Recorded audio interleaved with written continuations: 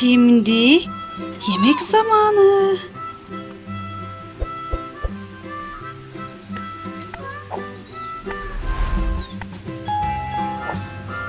Asya, Toprak. Gelin kedileri yedirelim. Gelmeyecek misiniz?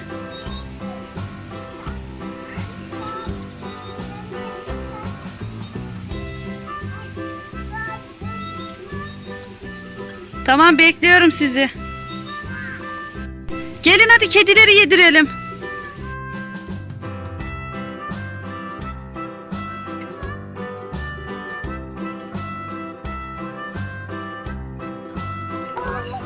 Burada kaldı.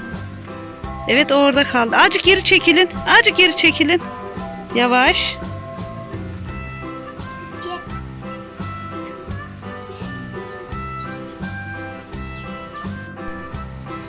Çok tatlılar değil mi Toprak? Evet. Anneciğim fazla yaklaşmayın. Azıcık geri çekilin. Yiyemiyorlar.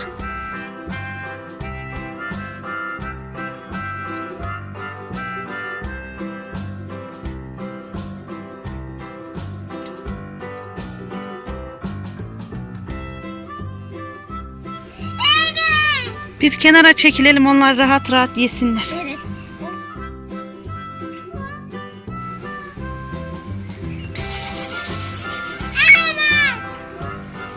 Efendim bebeğim. Aa, kedi geldi buraya. Geldi. Bir tane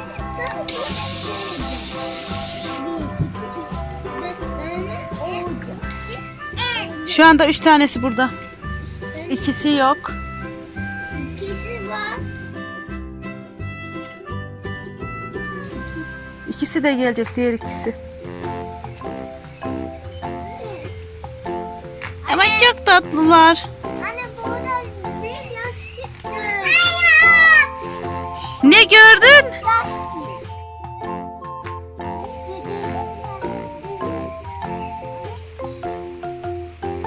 Asya, yavaş. Aha, kaçtı. Pis, pis, pis, pis, pis, pis, pis, pis, pis. Pis, pis, pis, pis, pis, pis, pis, pis.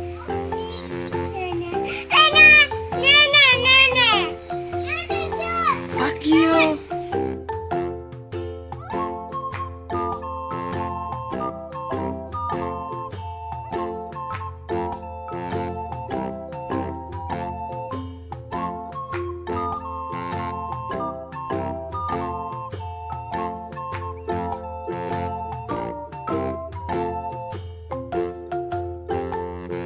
Gitme Asya, gitme. Anneciğim, korkup kaçarlar.